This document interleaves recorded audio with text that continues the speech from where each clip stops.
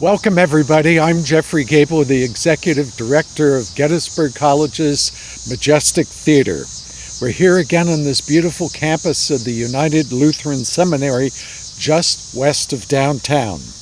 During this difficult time of worldwide pandemic when we can't gather together indoor for concerts, Music Gettysburg has generously sponsored 4 jazz concerts. During the past 8 months, our concert series has featured the music of George Gershwin, Hoagy Carmichael, and Harold Arlen.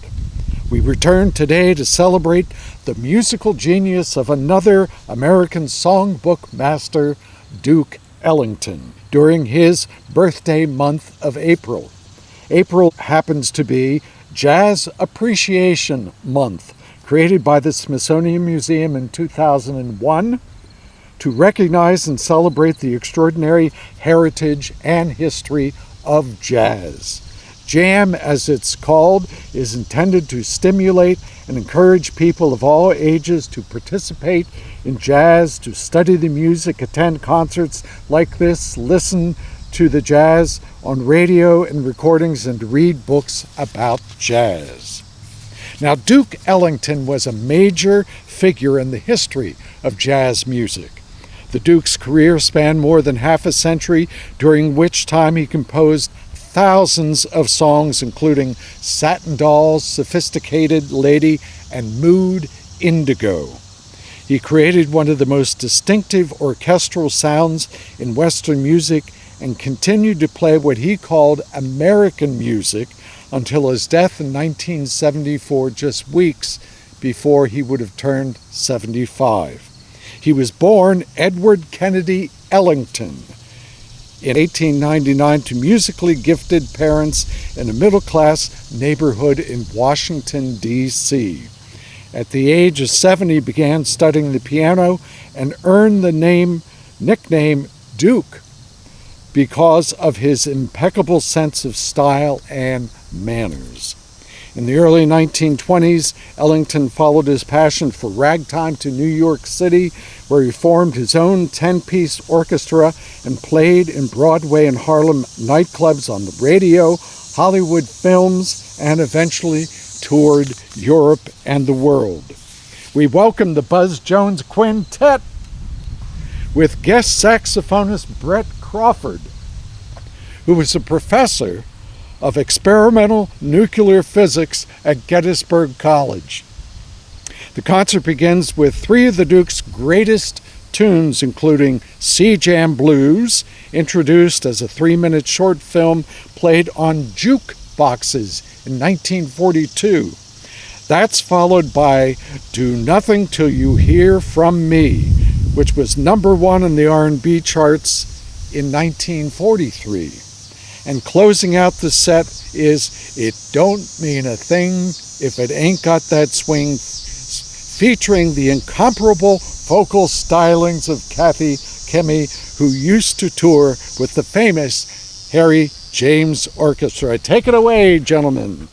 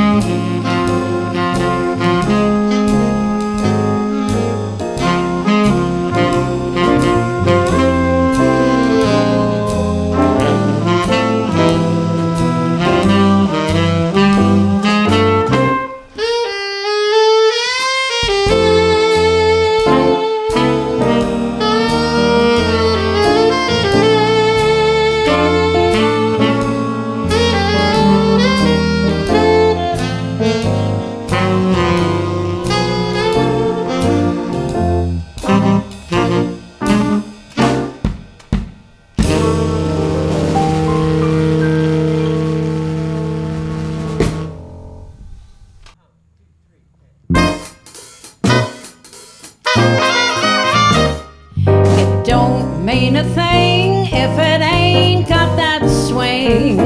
Do-wop, do-wop, do-wop, do-wop, do-wop, do-wop, do-wop, do-wop. It don't mean a thing, all you have to do is swing. Do-wop, do-wop, do-wop, do-wop, do-wop, do-wop, do-wop, do-wop. Makes no difference if it's sweet or hot. Keep giving that rhythm everything you've got. It don't mean a thing if it ain't got that swing. Do-wop, do-wop, do-wop, do-wop, do-wop, do-wop, do-wop, do-wop.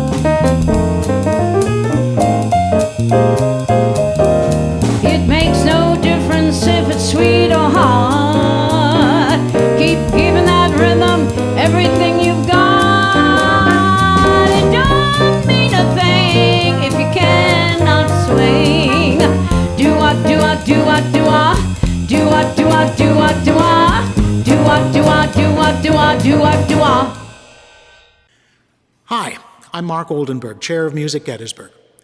We hope you're enjoying these special birthday concerts from the American Songbook. We'll get back to the Buzz Jones Quintet in a minute or so, but first, a word from its sponsor. Of Music Gettysburg's 40 years of presenting concerts, this is by far the strangest. With the seminary chapel closed to public events and audiences and performers restricted, we haven't been able to gather together around live performances. We've tried to do what we could with outdoor concerts during the summer and special recorded concerts like you're watching now and the Christmas offering. It's not the same, but it is something. One thing that is the same is that these concerts are free. Music Gettysburg is dedicated to making sure everyone can experience the wonder of live performances without having to worry about affording the ticket price. That stayed the same with these stopgap measures. You didn't have to pay a subscription fee to see and hear these great concerts. That hasn't changed. Another thing that hasn't changed is that we pay the performers, if not what they're worth, then something that's not insulting to them. They obviously love what they do, but it wouldn't be fair to ask them to do it simply for the love of it. For 40 years, the seminary has provided us with instruments, space, and staff support, but the cost of providing the performers has come from our neighbors like you. So that we can keep doing these special recorded performances while the emergency lasts, and so that we can hit the ground running when things open up again, we need your financial support. So, because we can't pass plates at a virtual concert, please send in what you would have put in the plate if you had been here. You could send a check to Music Gettysburg at 61 Seminary Ridge, or you could go to our website at www.musicgettysburg.org and click on Support Us. Thanks for your support, past and future. And now, back to the birthday party. Our final set today leads off with In a Sentimental Mood, featuring Doug Cook on the alto saxophone. Next is the exotic-sounding Caravan, followed by Don't Get Around Much Anymore, made popular in 1943 by the Ink Spots and sung for us today by Kathy Kemme. And closing out the concert is Duke Ellington's signature composition, Take the A Train, inspired in 1941 by New York City's newest subway line that finally connected Harlem to the rest of Manhattan.